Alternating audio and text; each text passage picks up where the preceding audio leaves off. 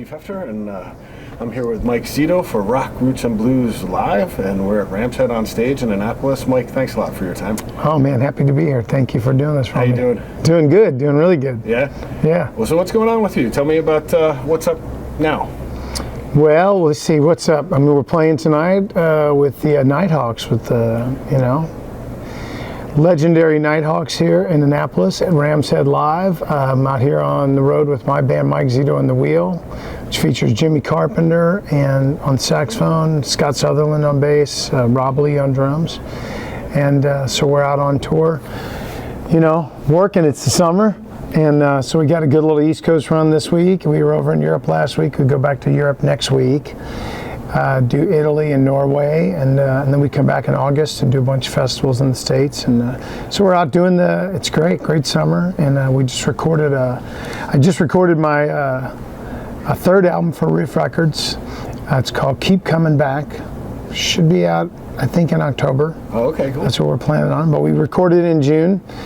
And in Louisiana at Dockside Studios with this band, along with we also have a piano player named Louis Stevens. So and a great producer, Trina Schumacher, who worked with Sheryl Crow and a lot of. She's also married to Grayson Capps, who's a great artist from New Orleans. Did you record it sort of live or?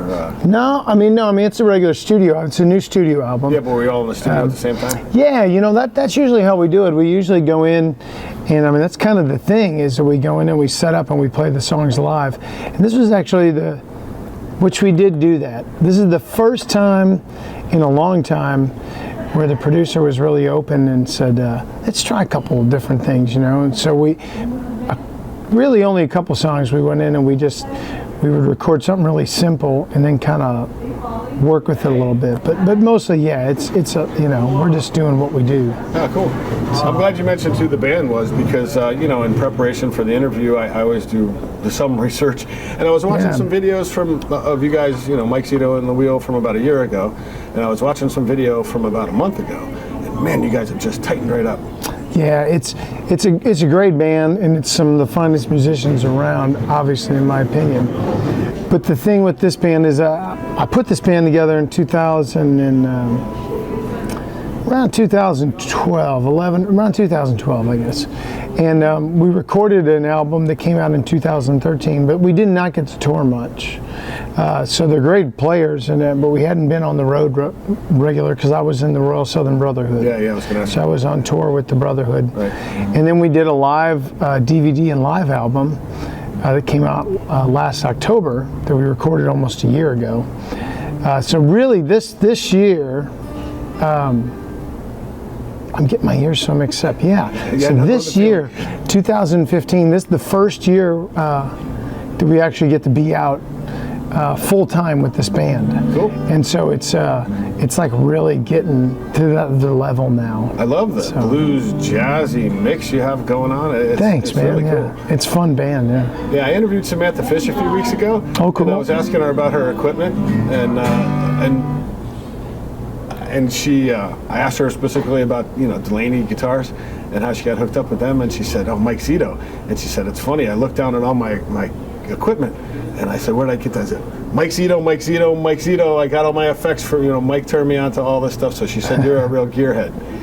Well, yeah, I grew up working in a music store. When I was 18, I worked at a music store, and I worked until I was 30 years old. So that's where I got that's my music education.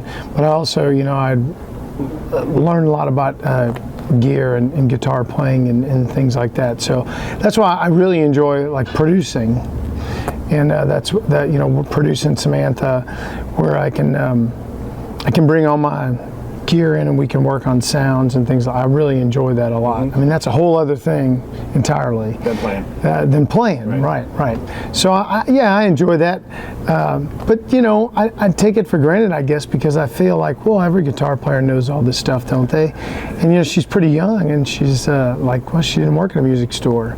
So you got to learn it from somebody. I've had really great, pretty famous artists, great musicians.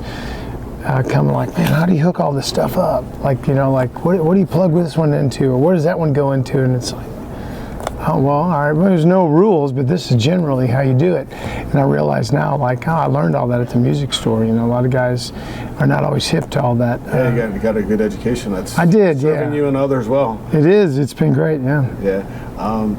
So you write all the songs that you're playing with the wheel? I do, yeah. And how is the writing process for you? Like, I've talked to lots of artists, and everybody's had it sort of different.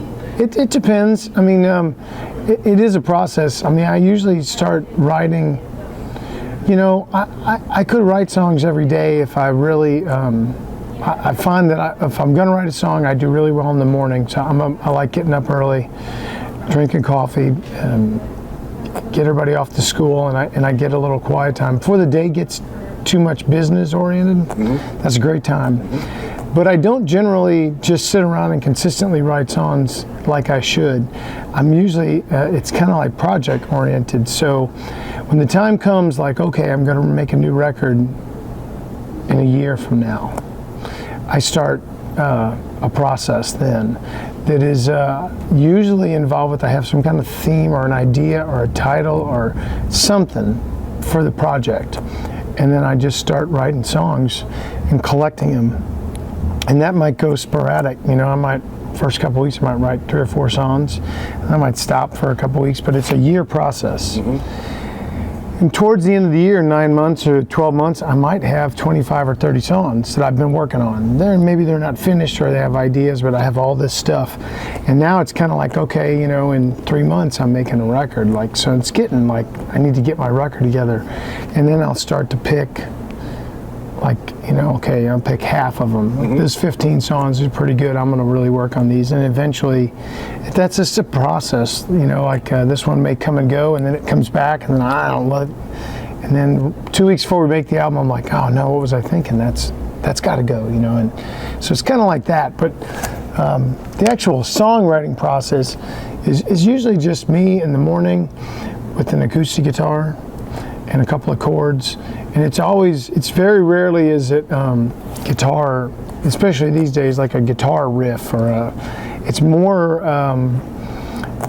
the lyrics or singing. You know, I get just strumming guitar and find a good melody or a good theme or something I want to write about, you know. And wrap the music around and then I'll wrap the music around it. And it seems to me that those turned out to be the best songs. Are you writing with sort of the sax in mind now, like when you're writing? No, I'm really not really thinking about the band or the music too much at all. Really, the most importantly to me is writing a song that is, I mean, I've been doing this, you know, before having this band, I've been doing this same way all my life.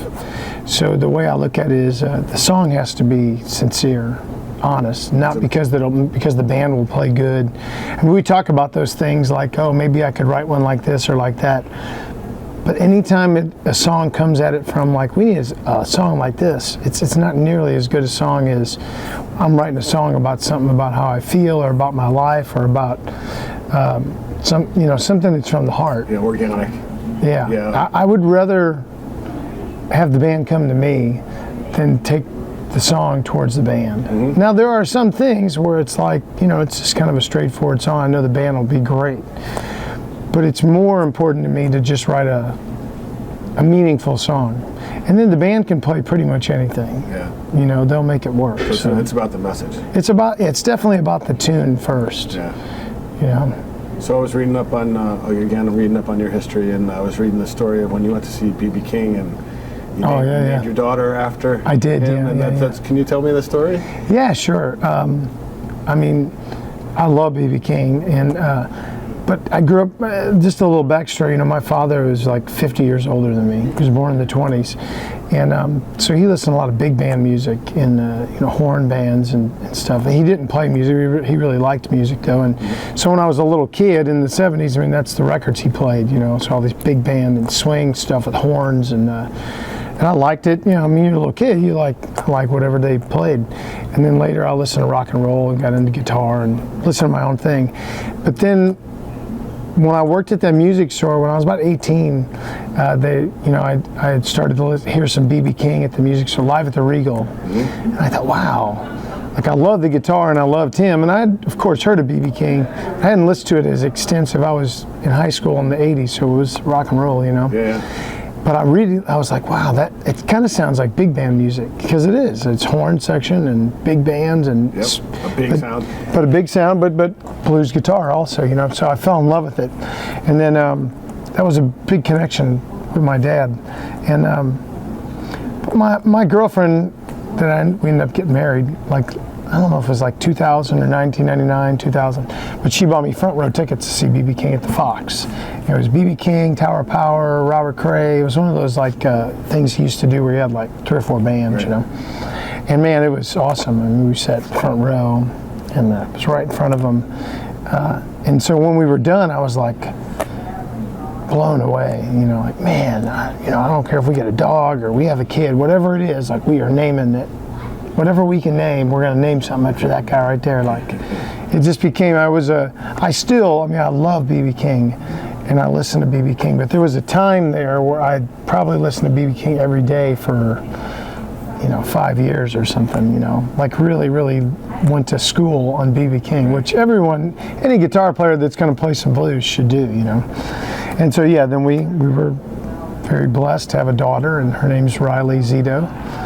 And she's almost 15 now. Wow. And loves B.B. King, knows who she's named after. Got a great picture from Jazz Fest from a great photographer in New Orleans, Jerry Moran, that he took a big framed photo of B.B. King from maybe 5 years ago. And it's beautiful, and he's looking right at the camera, smiling, playing, and I had it framed for her, and it's up on her bedroom. Oh, nice. So it's cool because you hear her friends come over, and they're like, "Who's that?" She's like, "Oh, that's who I'm named after." Namesake. Yeah. It's pretty neat. What were your other influences? Your other musical influences? Well,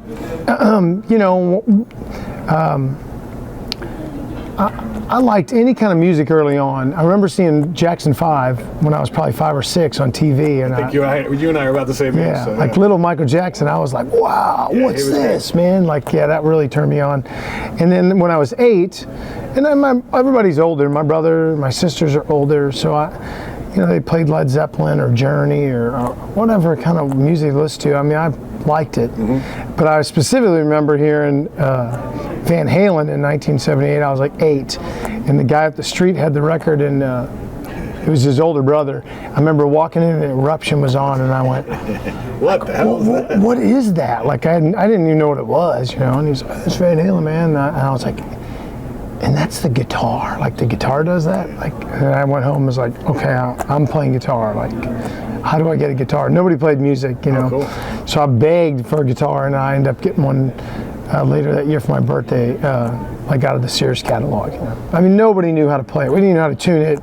I never took lessons. But you had it. But I had it, and I just never put it down since. I just constantly trying to play it. So that was a big influence. I mean, still, I love Van Halen, but back then it was like that was the influence to get a guitar. Like, I have to get a guitar, whatever that is. I need to figure out how to do that. I remember that feeling. And I don't think I figured out how to do anything even remotely close for another 10 years or 8 years or something. Did you figure out Eruption? Well, just a little part of it or whatever, but get in high school, and then I met guys that had taken lessons and knew how to play, and that was a big step forward. Like, oh, I didn't know how to tune it, and so high school was a big learning curve for me because there were guys there that could play. So you don't throw Eruption in the middle of your show. No. I still love it, though. I mean, I got tickets to go see them this year, so. Really? Yeah, in Houston, yeah. Oh, cool. I mean, I think it's really fun. Who else do you go and listen to or see? Oh, recently we went and saw Tony Bennett and Lady Gaga with my daughters. That was awesome. Great show. I went and saw, I took my wife to see Def Leppard and Kiss last year, which was fun. Brad Paisley, we go see Brad Paisley. It's all about the passion, isn't it? I've interviewed quite a few people now, right? And I like music of all genres. Right, sure. And it doesn't really matter what the genre is. Right. If you feel the emotion. Yeah. Right? I think that's it. And also then some of it, even if it's maybe just 80s bands or whatever, but if the songs are good, like I like the songs and, I want to sing along. And now those are concerts, so if we go to the concert, I usually want to go to something like really fun, I don't know who you would go see today. But then I'm fortunate because of my line of work. I mean, then I get to see all the great blues and stuff. I mean, I get to go see that at the gig. We go to the festival, and I get to watch all these great players and get to sometimes play with them. So that's a whole other thing, Yeah, the first time I saw you was at BB King or BB King's in New York City for Johnny Winter's 70th birthday party. Yeah. And so tell me from your perspective what that was like. Well, it was wonderful. I mean, Johnny Winter's another one of my big, huge heroes. Like that, I remember. I mean, it was right out of high school, maybe 1989 or 1990, somewhere in there. That album come out called "Let Me In." Mm-hmm. It had tattoo, Illustrated Man. Yeah. And I heard that on the radio in St. Louis and was like, oh my God, like what is that? That's unbelievable. Who is this guy? And they're like, Johnny Winter. I was like, well, I've heard of Johnny Winter. I was like, again, 18 or 19.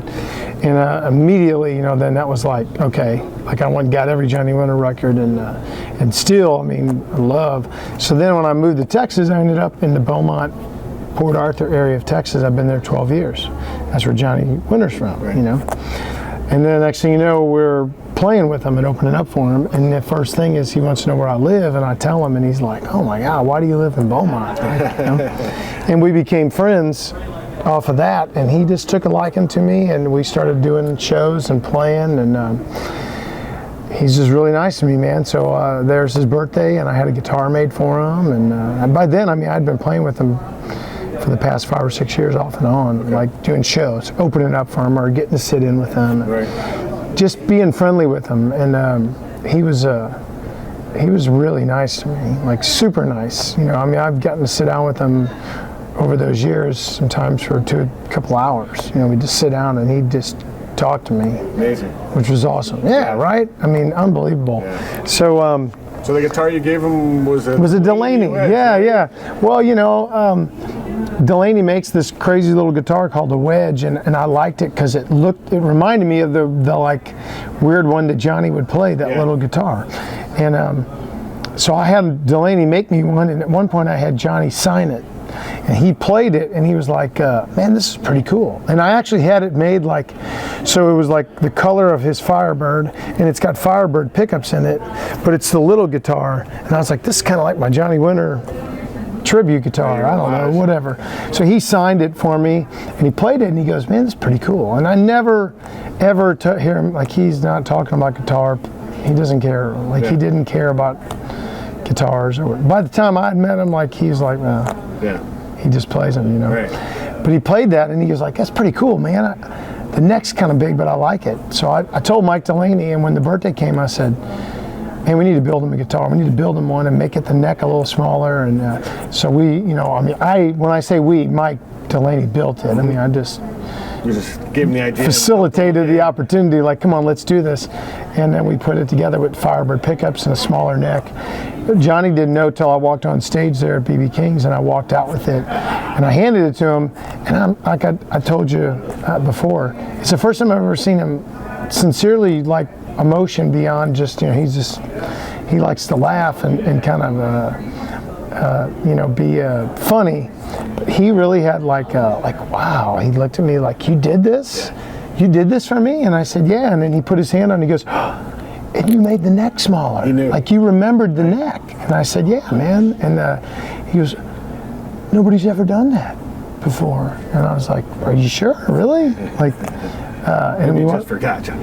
Yeah, right, maybe so. But backstage, he was like, wow, man, thank you so much. I remember the moment. I was sitting in the front row, but I was sitting right in front of him. It was an honor to get to do it, to be a part of it and be there with him. So just to actually be there. Oh, man. As a fan. He's the real deal. He was the real deal. Just, I mean, you can pick who you like best or whatever, but there's BB King and there's Johnny Winter, and we can go down that list, and he's on that list. Oh yeah, he's definitely on that list. Yeah, maybe even sort of at the top. I agree.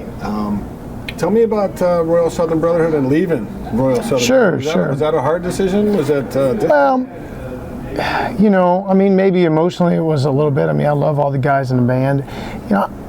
I went into that band with, I had released my Greyhound record. I had 3 albums out on Eclectic Groove with Delta Groove Records, and I had already had my own records from years before. My career was really starting to move forward. And my manager said, you know, you need to get in, we need to get you in something that really boosts your, we were talking about that. And Cyril Neville and I had already written a song and won a Blues Music Award, and I've known Devin Allman for 20 years. And the whole thing kind of naturally fell in our lap. And he said, this is the thing, man, we need to do this. And I wanted to do it, but I was a little reluctant, like, oh man, my thing's already doing good. I don't want to stop doing this. I can understand that. And but I had to stop doing it. So I stopped doing it, and I jumped into this. And wholeheartedly, I mean, I was in it. I wanted to do it. I believed in it. And but I knew in the back of my head, like, all right, I'm going to do this, but I cannot do this forever. Because I've been doing the other thing. This is my career. I cannot do this forever. I can't just jump in this band and then just stay. It would be easy to just stay in that band. Oh, yeah. It was a lot less work for me. It did really, we kicked ass right from the beginning, you know, and it was very enjoyable overall. How long were you in the band? You know, 3.5 years. Yeah, that's a long time. And I started it, but I knew once we did that last record, I was like, all right, man, like, you know, I'm gonna have to make a move, because if not, it's gonna just, it moved ahead so fast. I thought, oh man, that's it. And I mean, I'm not saying it's not terrible to be in that band. It's amazing to be in that band. I just thought there's nothing better than being, if you're gonna be a side man and play guitar, it should be with Cyril Neville. You know, I mean, he's amazing. It's unbelievable. But I thought, man, I can't do this just yet. I got too many songs I want to sing, and my voice was getting better. And so I gave a 9 month. I gave 9 months ahead. I said, man, this is it. I'm gonna do this year, and I got to step out. And maybe I can come back, or maybe we'll see what happens, or you know. And I don't know about any of that. We talked about it, but I said I gotta go do this. Well, who knows? It may turn out like sort of a John Mayall and the Blues Breakers kind of thing. Right? I'm really hopeful that it is, because I was hopeful that I would be able to do my band and the Brotherhood.